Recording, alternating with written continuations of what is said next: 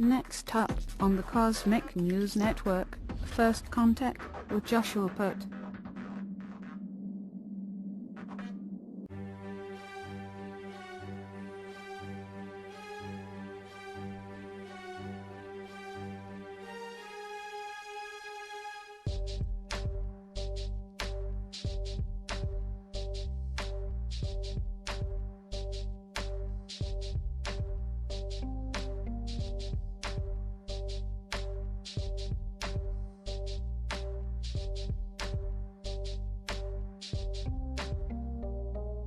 Good morning, Earthlings. How you doing today?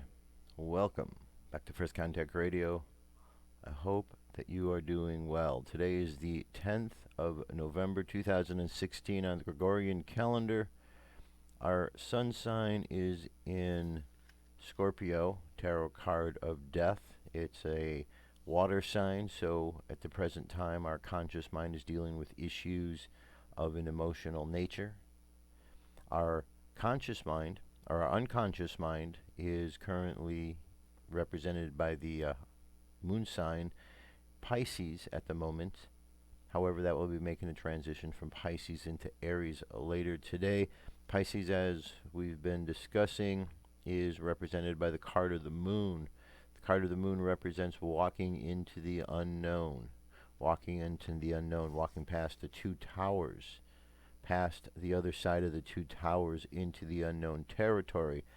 And when we were discussing this, I brought up the point that this election of Donald Trump takes us beyond the towers, takes us into the unknown territory. If you think about it, it's kind of symbolic that life really changed in 2001 when the two towers came down. So we never really got past the two towers.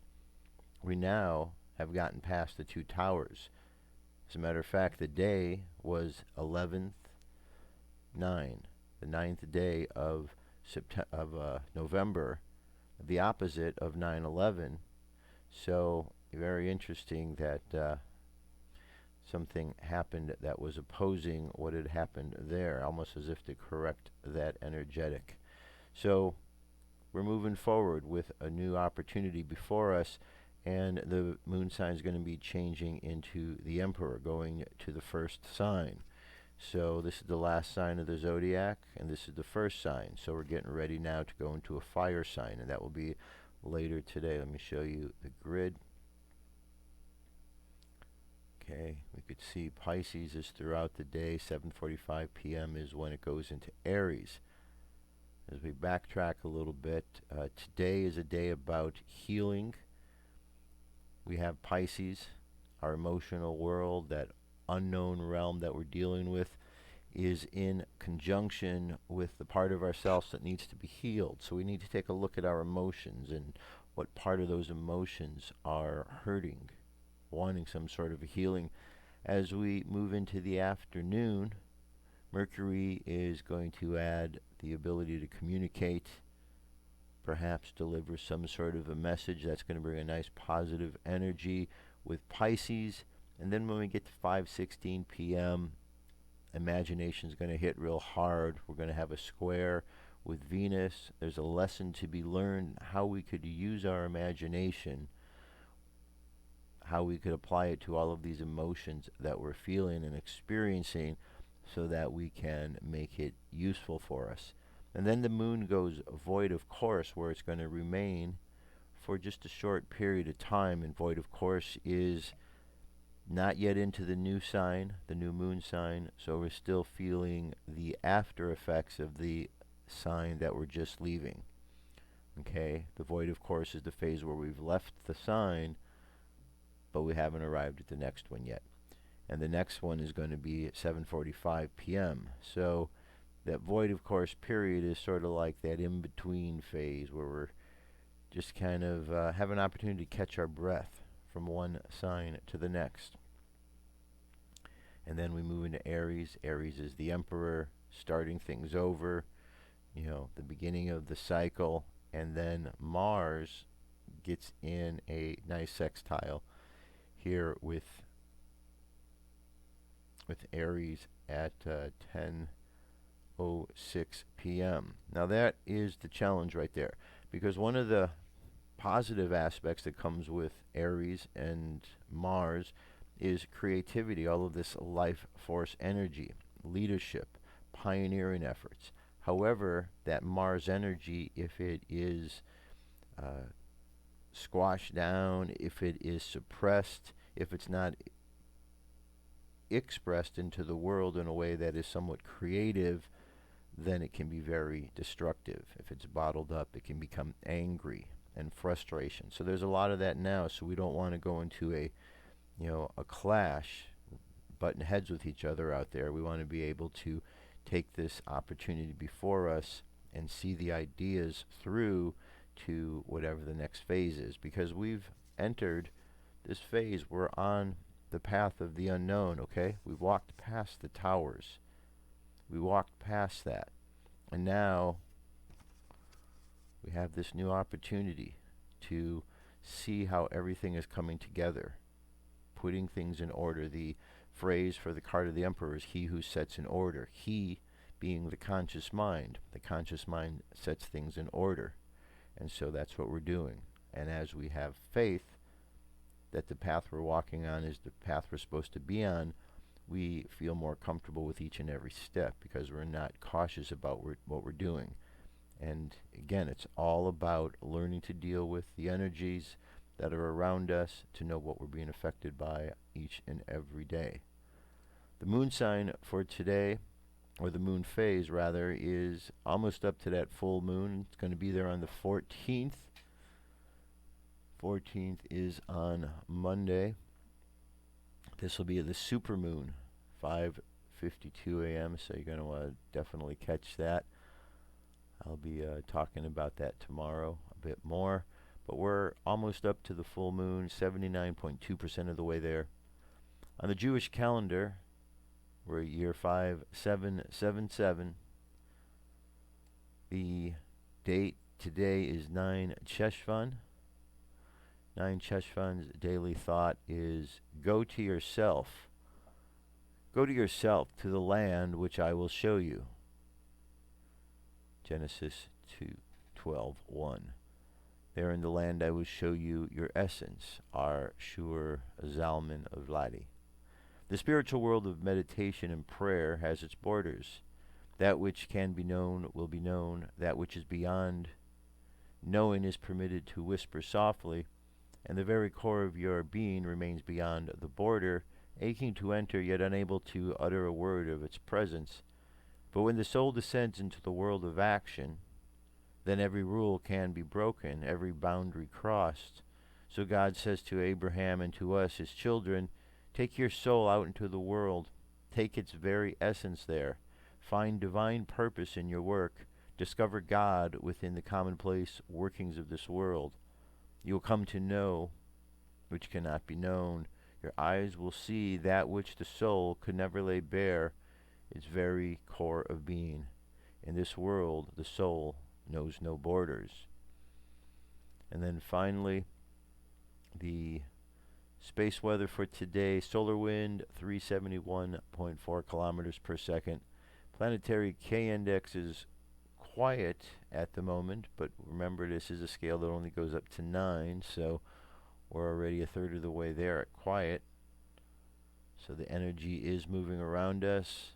Coronal hole, the sun opened up quite a bit at the bottom here. We can see a graph of how the wind might be blowing off of that, certainly affecting us over the next couple days and into the weekend. M-class flare 1%, X-class 1%. Geomagnetic storm activity, mid-latitudes, seems to be increasing over the next 24 hours. It's going from 15 to 25%. In the high latitudes, it seems to be stable. All right, so there you go. There you go. That's what we're dealing with today. So today we've got, because of Scorpio, we got emotions. Our conscious mind is dealing with emotions, but our unconscious mind is telling us how to deal with those emotions. One is have faith, because we're walking along a path that is unknown to us. We're walking along a new path. We made new decisions, and now we have a new opportunity before us. And the Emperor is coming in saying everything's being put in order. Those emotions and those feelings are all being organized in ways that can be expressed into the world that will be beneficial to you and to everybody else. So, good opportunities before us. We just need to look at the opportunities as opposed to getting caught up in the anger because change is taking place. Change, well, that's one thing that's always going to happen. And when you have Scorpio, Scorpio is all about change. Okay, that's why you have the tarot card of death that represents it. It's a transition from some form or expression into something else. Happens all the time. Now we're dealing with it. It's an emotional situation that we're looking at with Scorpio, and that is our cosmic weather today. So just plan accordingly as you go about and deal with those energies. Just contemplate the ways in which you're able to work with things smoothly and have a good day. And that is it. UFO News is up next.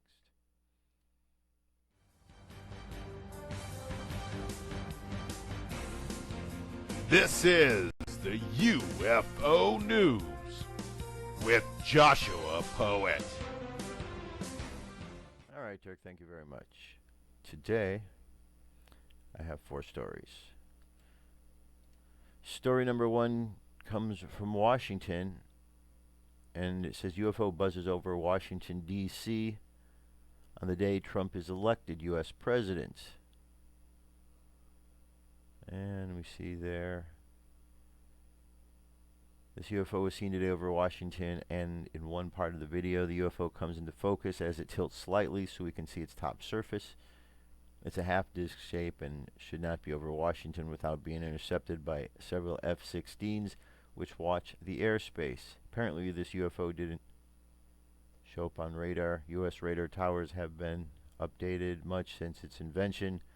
I need a serious upgrade to catch UFOs in airspace. Okay, so there we go. We even have a description here. It says, check out this angel spotted in the morning or in the afternoon over Washington, D.C. Okay, so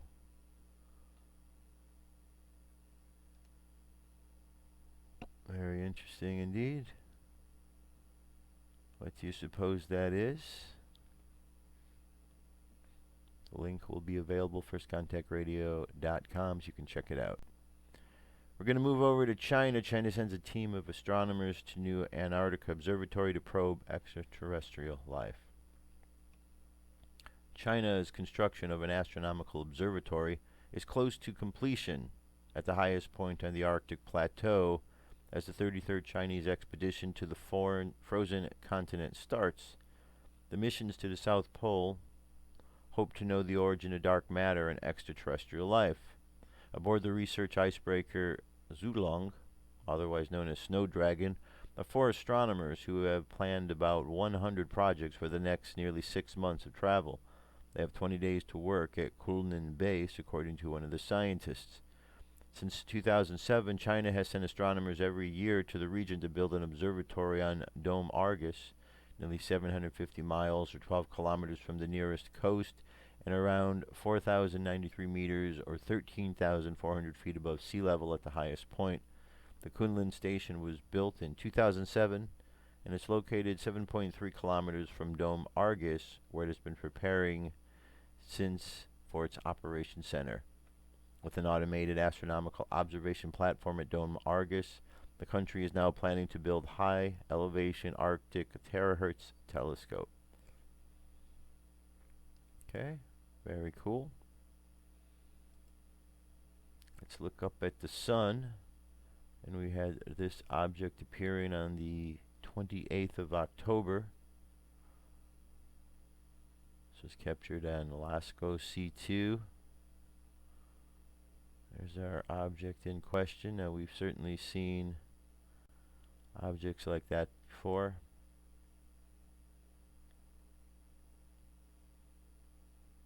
And they seem to like showing up at the sun from time to time. Okay, the video is 1 minute and 3 seconds. Check it out, see what you think. And one last UFO related story for today. This is by Chris Holly. UFO Digest says our strange relationship with the subject of UFOs.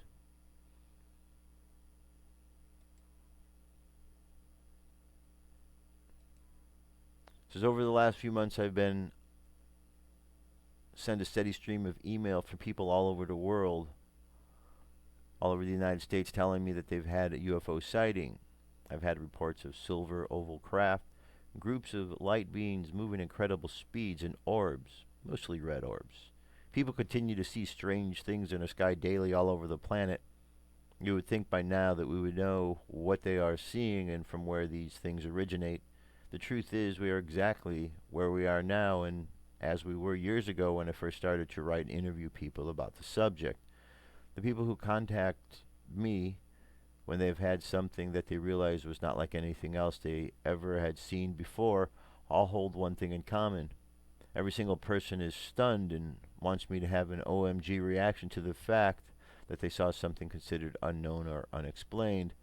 They also think that now that they saw something that it should be on the front page, the fact that people have been reporting UFOs and having encounters with these unknowns from the start of time seems to be completely lost on people who have a sighting with their own eyes.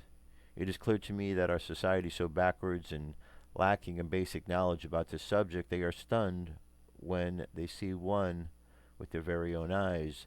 They learn very quickly that what it is like to be on the other side of the coin and how they are the ones looking for acknowledgement that they did see something that was strange and unexplained. They also know what it was like to look for protection and understanding instead of being laughed at and told it was just a plane and seeing friends turn away from them when they know that they had just seen a UFO. Funny how we act towards each other with this subject. When they contact me, I tell them that they are part of the club of millions of worldwide who have also seen a UFO and that they now have the knowledge that they do exist. I often get back emails wanting me to be more stunned or shocked or shout in hysteria that they actually did see a real object in the sky and do not understand why I do not do something. I explain that I have seen UFOs and I know that they exist and have spoken to many people who have also seen UFOs. It is not earth-shattering news to me that yet another human being looked up to find something they did not recognize looking back down at them. I ask people that have had this type of reaction why they are so shocked and they finally saw something. The answer is always they really did not think that they existed.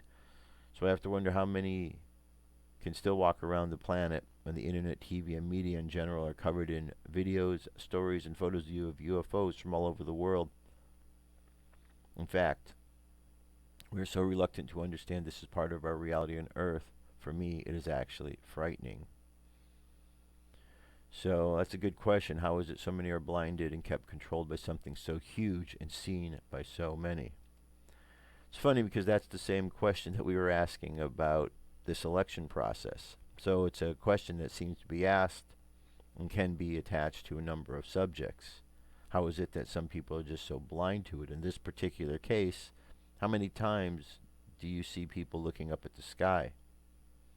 How many times when you're out do you look up at the sky? Things could be happening all the time and we might not notice because most of the time these days we're looking down at our phone. And usually the only time we look up at the sky is if we're using an app to look up. So it's not like it's the first reaction to say, oh look, the sky. It's there, but we've taken it for granted, so we really don't see and understand what is there. Okay. That would be the UFO news. Stay tuned. I'll be back and we'll continue on momentarily. What if our government was responsible for some of the greatest crimes against this nation? Would you really want to know? These are big questions, but these questions deserve answers. It's time to demand the truth. People shouldn't be afraid of their governments. Governments should be afraid of 9/11 was an inside job. Kennedy was killed by the CIA. Jimmy Carter saw a UFO. Answers to secrets you need to know. So wake up, wake up, wake up, wake up. Wake up, wake up, wake up. Wake up, wake up, wake up, wake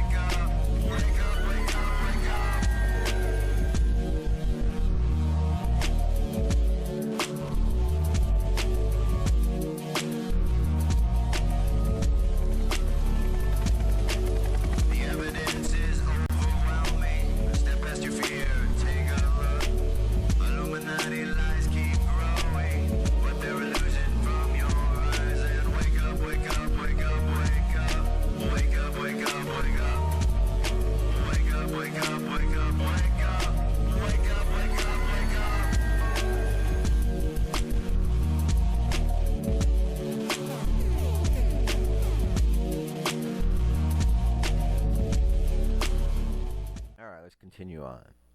Continuing on. Waking up. Waking up, waking up. It is so important that we're able to wake up. Good news is, it's happening, my friends. It's happening. We are waking up. I can tell because the results of this election. We were sold a bill of goods that Hillary Clinton had this locked, that she had this in the bag. Everybody expected that. Everybody thought that. The media played it off for her. The establishment was against Trump. The media was against Trump. The politicians on both sides of the aisle were against Trump. It was him against the world. But you know what Trump had? Trump had us. And once he had us, that's all he needed, because it's all about we the people. So we the people stepped up, and we did our part. He played his part. We played our part. We all worked together. And at the end, the beauty of it, in my opinion, is that we all came together and we all spoke to God. Because there was a lot of prayer, and we all asked that this good thing that we saw available to us was able to happen, so we could avert the bad thing. And you know what? I believe that God put his hand over America and said, I'm not done with you yet. I'm not done with you. And there are plenty of people there that are ashamed of where you've gone, the path you're moving, are not wanting to follow that. And I will help you. And I believe with all my heart and all my soul, because of the various clues that have been taking place, that have been discussed on this show and others, I believe that there's something very prophetic about this experience. This is not a normal process. So we have a tremendous opportunity before us, a tremendous opportunity. And I think it will sink in more and more as people really take time to appreciate. Now, right now, I know that there's out taking place a lot of riots. These riots that are taking place are planned events. These are all George Soros related activities. You can tell because you could see the pre-made signs. You could see the organization that's going on. There's reports of people being bussed in to protest. These are planned events by the same man and the same ideals that are trying to push all the other stuff. He's trying to, and their powers that be are trying to get us in America to begin fighting with each other, to jump into some sort of civil war against each other. But we don't need to do that. We don't need to buy into all of their nonsense. So just step back from it. Let it breathe as it needs to. And just allow it to dissipate. You know, I guess in the words, and let me give back the words that were given to us. I believe Sarah Silverman, when she was talking about the people that were still hanging on to Trump at that point in time, I believe she said something to the effect of, get over it and don't be so ridiculous. So to all of those who are out there protesting against Donald Trump, get over it. Don't be so ridiculous. It's over. Trump's going to be the next president. Now, pull up your big boy and big girl pants and let's move forward. Okay? This country isn't a country where people should be acting like little children. If you are a voting age and you voted, you should be acting like an adult because you had a responsibility that you utilized. You're not a small child, so just because the result didn't go the way you wanted it to, doesn't mean that we need to cater to your crying and your crying is going to get us to change things back. Things happened the way they happened. I don't know if you're aware of how this contest took place over the years, but there was a lot of dirty tricks. A lot of dirty tricks coming from the liberal side. A lot of violence coming from the liberal side. And one of the things I believe that the media owes an apology about is they did a hatchet job on Donald Trump early on. And unfortunately, there's a lot of people out there who are still believing that media hatchet job. You know which one I'm talking about. It was early on. when they took a few sound bites from him and put it together. So now people think he's a racist. People think he's a bigot. People think he's all of these things because of these short little sound bites that the media edited together. But anybody who went and actually took time to listen to Donald Trump talk, you know otherwise. That's why he won, because enough people understood that the way the media was portraying him wasn't who he really was. Okay, so here's where we're at in this whole situation. Now, we need to move forward. Opportunity is here. Let's not waste it bickering. Okay, let's see the opportunity that's available to us. Now, the powers that be, they still seem to be playing their games. The reason I say that,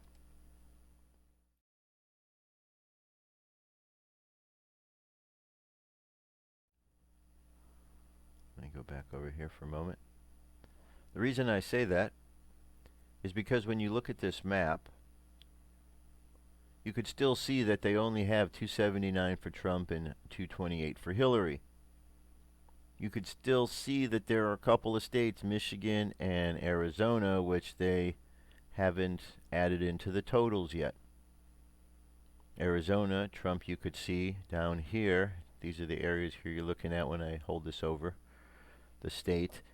Trump is winning 49.6% to 45.3%. And it says all 1,469 precincts have reported. So what are they waiting on? Here we have Michigan. Again, all 4,830 precincts have reported. What are they waiting on? Trump won this one as well. 47.6 to 47.3. Okay, now right up here, people have said, well, she won the popular vote. Look at this. Okay, she won the popular vote. True. She won the popular vote by 200,000 votes, it looks like. That's not a big margin. But let me explain some things. See how big California is? There's a lot more people in California than there are in Indiana. There's probably as many people in California as there are in Indiana, Ohio, and Pennsylvania all combined. So this is one state. She got a lot of people in one particular state here. But you take this state away, and the numbers change in a much drastic way. So, yes, there were some states with some big numbers in it, but overall, the electoral count that comes from winning the particular states, she didn't have that. Okay? And Donald Trump right now, if they actually took time to put these up on the board, they would show you that he has 306 electoral votes. But see, I'm convinced this is what they've done. As the live results started coming in, the media would decide what they were going to announce as being something that was going to win. They would make their prediction, and they would say, we're going to call this, but they would be the ones doing the calling. And I believe what they were doing was they were releasing the results according to their own whims in order to make it look like the race was closer than it was. So, for example, early on in the race, Donald Trump really pulled out to a lead, and he kept winning state after state after state. But they weren't showing all of these state results. They kept waiting, and then they started adding in California. But they hadn't even counted things on the East Coast yet, and now they're starting to give West Coast results. The reason being, because Hillary did well in those states. So then you show those electors added to her count, and it looks like she's catching up with the Donald. And then it shows a few more of his states, and they manage what is going on, what you're being seen. And because it's still a show, they're still trying to control you. Because you might think differently if you looked at the map and saw he had a big lead. Now, right now, as you could see, we have 228 to 279. It looks a little bit closer. But 306 would make this seem a lot bigger of an advantage, right? A lot more of a smackdown. They don't want you to see that. They don't want you to know how bad she got smacked down, but she got smacked down pretty good. Pretty good smackdown. Now, last night I was out and about, wore the hat, was curious the reactions that were going to come about from wearing the hat. And you know what? It was extremely favorable. There was only one person, one woman, who expressed any sort of, actually two women I had seen over the course of yesterday that seemed to be a bit disgruntled when they saw the hat. Other than that, everybody else was telling me how much we really liked the hat. They were giving me the thumbs up. There was even a couple of ladies who borrowed the hat so they could take a picture of it, so they could show, their support for Trump as well, because they were Trump supporters. They had voted for him. And so I found it very interesting here in Southern California that there was that amount of support that I was finding. And pretty much as I've been traveling around, that's pretty much what I've been finding. So the hat says "Make America Great Again." And it's been a campaign slogan that has been used very effectively over the course of this last year. But now Donald Trump has become the president, and this campaign slogan has also transformed, because it is no longer just a campaign slogan. Now, from what we've learned and discussed over the years, now this "Make America Great" saying, well, this is our mission statement. This is what our objective is, to make America great again. But what does that mean when you hear "Make America Great Again"? People say, well, America's great already. A lot of the young people who are in college these days, if you're up to 21, college seniors, when you were 8 or 10, 12 years old at the time when Bush was in office. And at that age, most kids were too young probably to really be involved. People don't get involved that young. So for most of the life, or the entire life of the kids that are in college these days, all they know is Barack Obama. All they know is that liberal way of looking at life, the democratic way of looking at life. And that has been expressed over and over, and through the liberal teachers at the liberal colleges that are teaching the kids. They continue to grow and come out into the world with these ideas. So we have all of these ideas that are out there in the world, all of these kids understanding the world, but they don't understand the world prior to 8, 10 years ago. Most people, for them, they don't even understand about 2001, what happened there, that event that day. So a lot of people don't understand what the world was like before then. There used to be a time where we could go, remember, to the airport, and you could go and get on a plane, and all you had to walk through was a metal detector. You didn't have to have a whole agency trying to feel you up just because you wanted to fly from one city to the next. There were a lot of instances where America was in a much better situation, where we had more pride about who we are, where we felt good about being Americans, where we felt good about the fact that as Americans, people looked up to us as those who could reach out and help them, because we did provide help and assistance.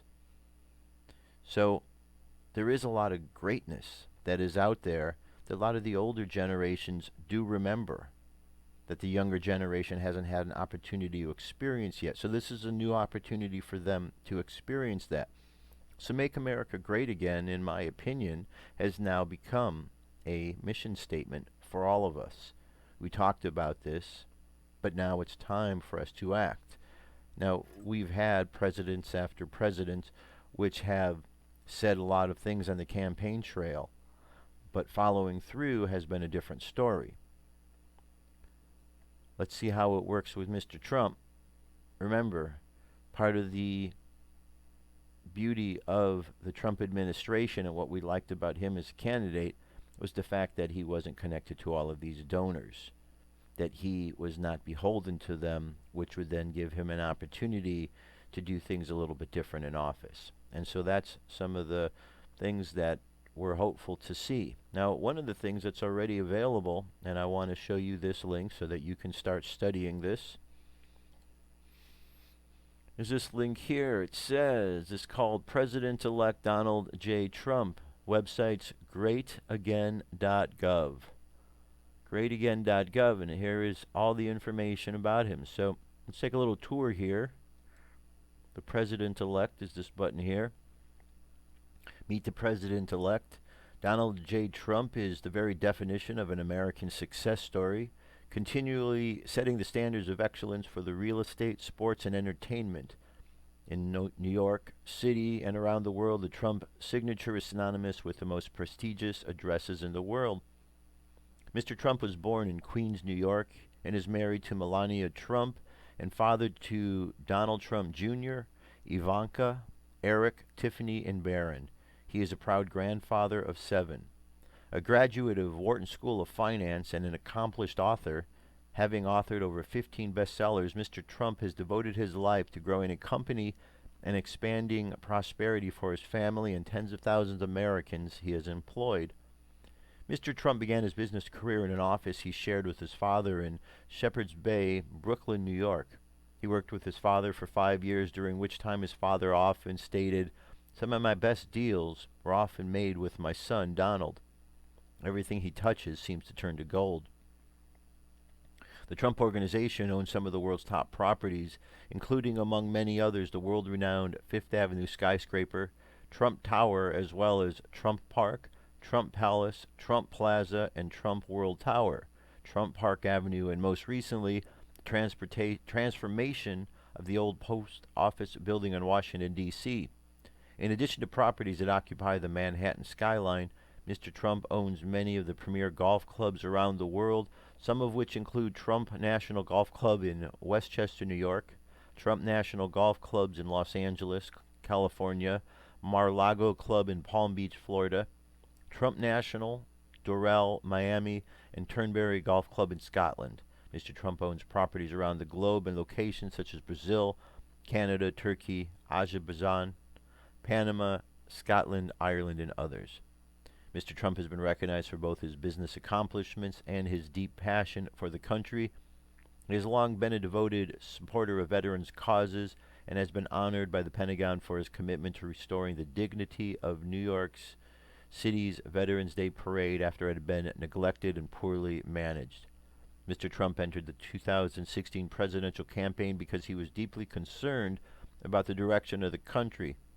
His motto has been, "Make America Great Again," by bringing jobs back to America through renegotiated trade deals and reformed tax code, securing our borders and restoring our rule of law, repealing and replacing Obamacare, strengthening our military, caring for our veterans, and unifying Americans.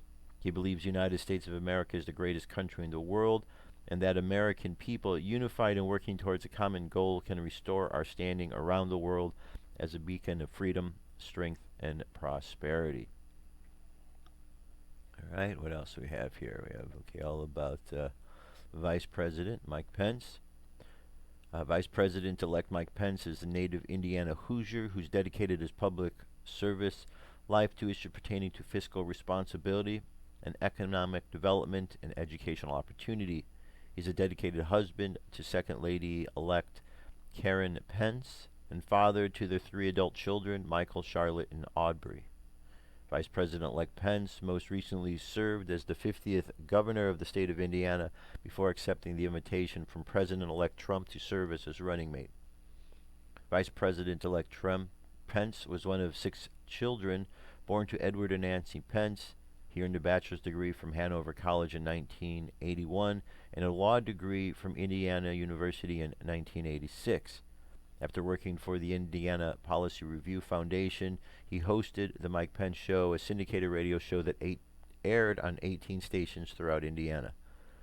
Beginning in 2000, Vice President-elect Pence was elected 6 times to represent the 6th District of Indiana and the U.S. House of Representatives, where he championed legislation and promoted smaller governments and economic growth for the nation. His colleagues quickly recognized his leadership acumen and leadership accomplishments and unanimously elected him to serve as the House Republican Conference Chairman and Chairman of the House Republican Study Committee. Since taking over Since taking his oath as Indiana governor in 2013, Pence achieved the largest tax cut in Indiana history, while also lowering the business, personal, property tax, and corporate income tax to strengthen the state's competitive edge in attracting new investment and good-paying jobs. He expanded school choice, increased educational opportunity for families by signing into law the first state funding for pre-K education in Indiana, and addressed Indiana's skill gap by making career and technical education a priority in every high school. Under his leadership, the state invested more than $800 million in new money for roads and bridges in Indiana. The governor has worked with the Indiana General Assembly to craft an honestly balanced budget that maintains strong reserves for the state and continues to generate a surplus. The fiscal discipline has helped Indiana maintain its AAA credit rating and even a global reputation as a great place to do business. As governor, vice president-elect, Pence managed the state employees' workforce of approximately 28,000 and a state budget of $30.6 billion. He oversaw the duties of the executive branch of the state's chief executive officer, recommended and reviewed legislation with the members of the Indiana General Assembly, and served as the commander-in-chief of the Indiana National Guard. A strong supporter of the military, Pence has made a strong priority of reducing veteran unemployment, and while in Congress, he visited Hoosiers, soldiers in Iraq, and or Afghanistan every year since hostilities began.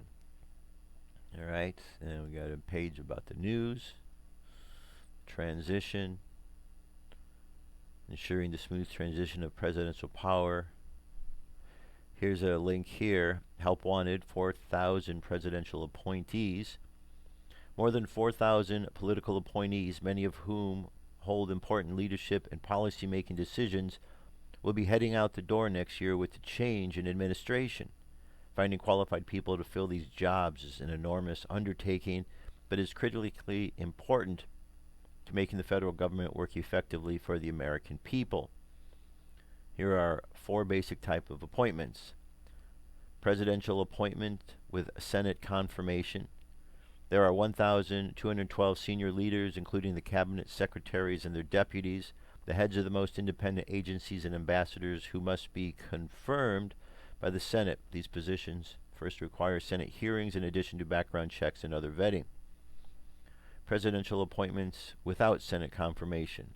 There are 353 of these presidential appointments, which make up much of the White House staff, although they are also scattered through many of the smaller federal agencies. Non-career senior executive service. Members of the senior executive service work in key positions just below the top presidential appointees, bridging the gap between political leaders and civil service throughout the federal government. Most SES members are career officials, but up to 10% of the SE can be political appointees. There are 689 career members of the SES. Okay, among other things the chart shows. Okay, so here's something people can get involved with. Making America Great Again has 3 parts, several parts to making it secure, getting back to work. So let's see here. Okay, defense and national security, immigration, building the wall, energy independence, getting back to work, tax reform, tax regulation, education. We had government for the people. Healthcare reform, veterans, protecting our Constitution. Here we go, Serve America. Thank you for your interest in learning about the process for joining the President-elect's transition effort. Find below the information regarding the application process and instructions. President-elect Trump has promised to change Washington, D.C., and that will start with identifying and recruiting the finest men and women from across the country to serve in his administration. Any individual who wishes to serve the administration should utilize this online application in order to participate. The President-elect will make appointments for a variety of positions throughout the federal government. Some will require Senate confirmation, while others will not. Appointments that require Senate confirmation include the cabinet, sub-cabinet, members of regulatory commissions, ambassadorships, judgeships, as well as members of numerous advisory boards. All right, here's the application. You're going to have to go through, a background check, FBI background check. They're going to look for conflicts of interests. All right, so very good, very good. So you could see some interesting things already in the works, and this is only really the second day since he won the nomination. So he's jumping right in. You know, he's made a nice set of things he wants to do in the first 100 days, and I think he's going to jump right to it. Of course, you know, with every president, they get in power and they find out that there's things that they wanted to do that they might have to adjust, because even though they make their campaign promises, there's still ways in which the country runs and things are done that sometimes presidents just don't have that control. What we have to remember is this. The United States of America is a corporation. Okay? We've been a corporation for a while. And as a corporation, we follow corporate rules.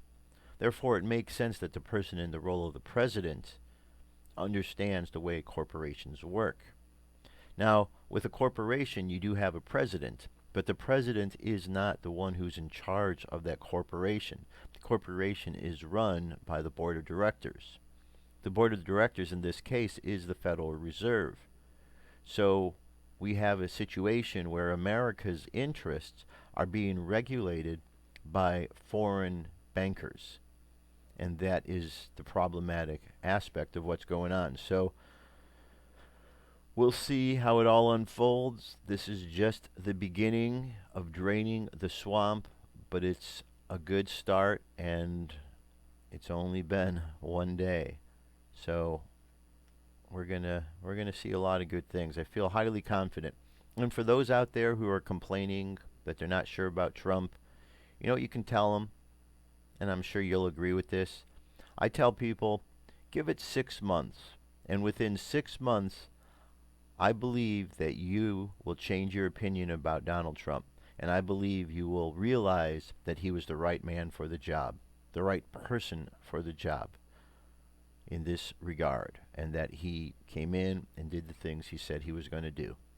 So I believe that will be the case, and anybody who's taken time to watch his rallies over and over and over again, you've come to understand that about him as well, the kind of person he is. And once those who opposed him, once they kind of get out of their own way and start looking at the reality of the situation, they'll find out that they actually have a lot more in common with him than they don't.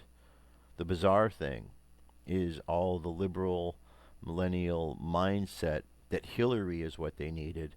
That is the mind-boggling part.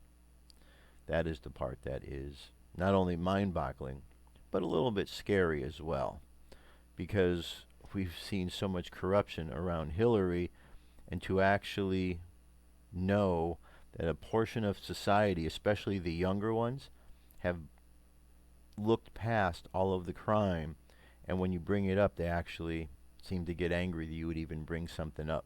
So it makes me wonder about the morality of the younger generation that is out there. Thank goodness it's not same 100% with everybody in that generation, but there is a strange pattern going on within these young college-age kids.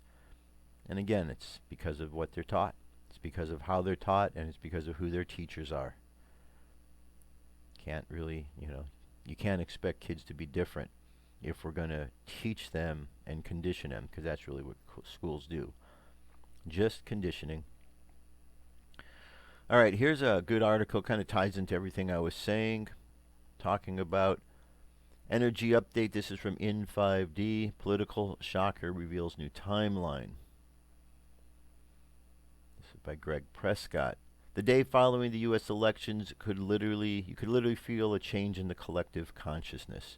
Despite the mainstream media's desperate attempts to maintain the status quo with the establishment, Donald Trump overcame the biased media and George Soros owning voting machines to beat the warmonger Hillary Clinton as the next president of the United States. But this wasn't the beginning of a new timeline. When Britain left the European Union, it marked the beginning of a new collapse for the government as we knew it.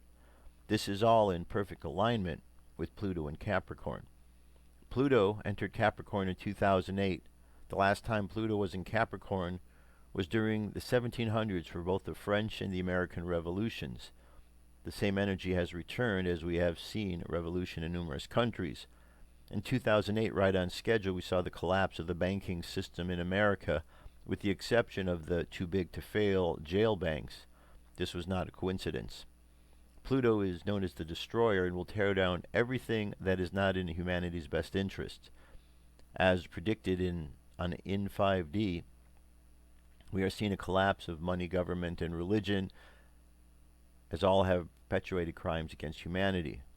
Pluto stays in Capricorn until the year 2023.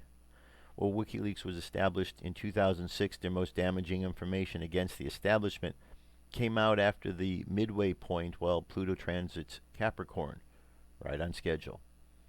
Please don't misconstrue the article as being pro-Trump, and don't be fooled by smoke and mirrors. The Trump card has been played. The definition of Trump triumph is as follows.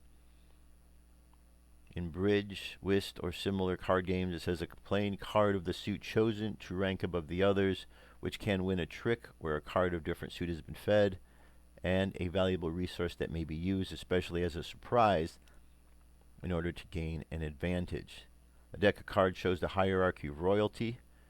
Trump's running mate is Mike Pence. The definition of Pence is as follows.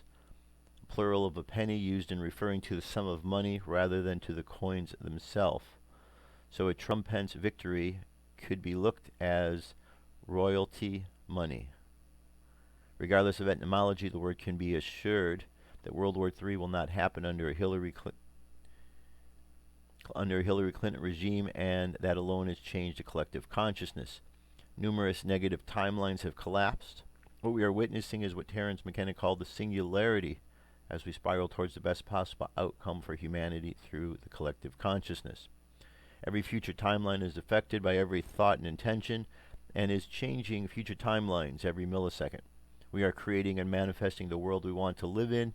It's only a matter of time when we can look back at these days and realize that this was the beginning of the golden age. We are all here to witness and create our new reality. We can expect many more positive changes as Pluto transits Capricorn through the year 2023. The momentum has swung and the new timeline of peaceful coexistence is here. Okay, so there's some videos to watch here. Check them out. But I highly concur with that we have approached something different. Okay, we've walked the path into the unknown. We've went past the towers, because since the 2001, September 11, 2001 incident occurred, we've been trapped. We've been trapped in the construct of this event. And out of that event, it really escalated with our relationship with the Saudi community, with the conspiracies that came out, and the stories and the information. Our whole world has been affected by 9/11. But here it is, all these years later, 15 years later, and things change when on 11/9 we have a new president who comes in at the same time when the card indicates walking past the towers. So I feel like it's all moving forward. I feel that there's a divine hand that is certainly moving things along, and we simply need to move with it now, because this is a tremendous opportunity we have, my friends. Something shifted. Something shifted. Just think about, how many times we heard stories about Obama. Obama is not going to go away peacefully. Or Hillary, how tough that was going to be.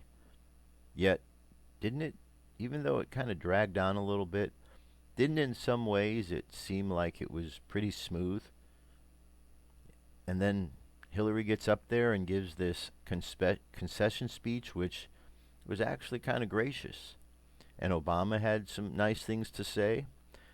Not really expected from either one of those, but that's what occurred. And the only way I could see that is the hand of the Lord has touched them. Something has changed. People have seen. People have been humbled through this experience. and other people have found their strength because we've turned back to God, my friends. And every day people are realizing that and realizing the blessings that come from that. So congratulations to us. Congratulations to us, because it's been a long time coming. All right, let's do our meditation for today. Close your eyes. Take a deep breath.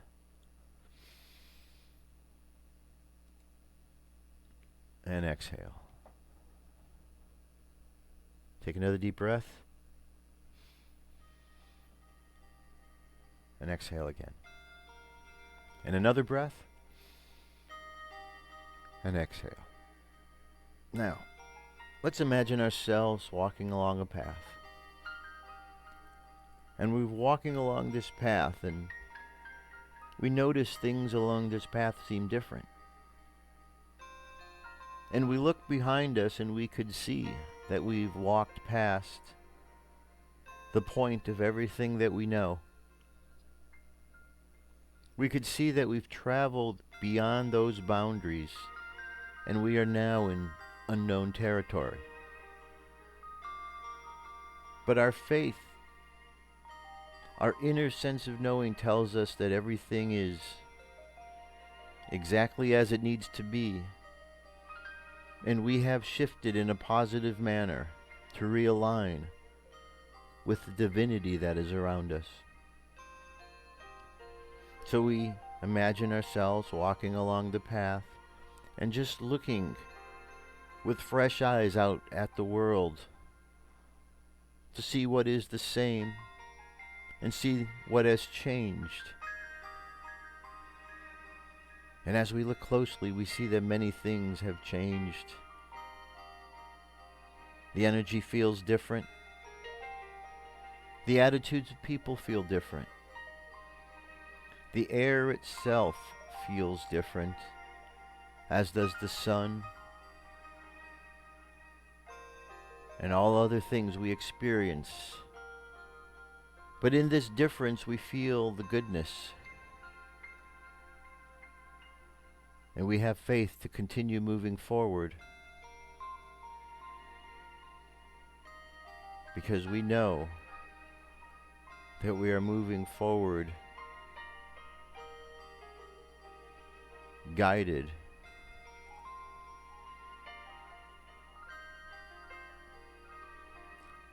So we thank you, Father, Mother, for the blessings of your light and love that shines through each and every one of us. We thank you for the opportunities we have this day and each and every day from here forward to create the world that we'd like to create. We feel blessed to know that we've been able to free ourselves from the shackles that have been holding us in bondage. And that each and every moment of each and every day, more and more wake up. We thank you for the blessings of the Christ light that emanates forth through all things, shines and brings all things to life. We thank you for all of these blessings, and we pray that we simply may continue to allow your goodness to flow through us. Our Father who art in heaven, hallowed be thy name. Thy kingdom come, thy will be done on earth as it is in heaven. Give us this day our daily bread, and forgive us our trespasses, as we forgive those who trespass against us. Lead us not into temptation, but deliver us from evil. For yours is the kingdom, the power, and the glory, now and forever. Amen. So let your subconscious mind continue walking along that path. Just imagine sending out positive vibes to everyone you meet, sending out love and light and blessings.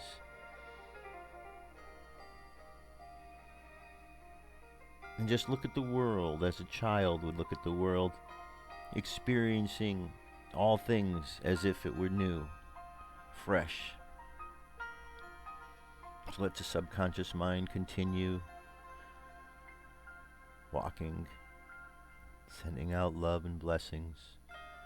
And let's bring the conscious mind back to the present moment on the count of 3. 3, coming back to the present moment, filled with confidence. 2, coming back to the present moment, filled with faith. And 1, coming back to the present moment, happy, healthy, and whole. Happy, healthy, and whole. Take another deep breath.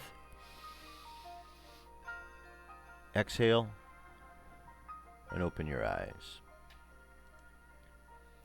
All right, my friends, that is it for today. Thank you so much for being here. Just remember, as you go through the day, just look at the blessings that we have. Consider the new opportunity, considering that everything is fresh and we now are able to design the reality that we wish to design. Make America great again. That's our mission statement, my friends. It's a project for us because America was once much greater than it is right now. And we have an opportunity to get back to that grace, to get back to all of that greatness that we once had. But we must do so with humility, with dignity, and with the understanding of the divinity that flows through us. Because it's by bringing all of these ideas into life that we truly prosper, not only as people upon this planet, but also as spiritual beings having this human experience. That's it for today. I will be back tomorrow. Until then, have yourselves an awesome day. I love you. Keep loving each other, and I'll talk to you soon. Peace. I'm out of here.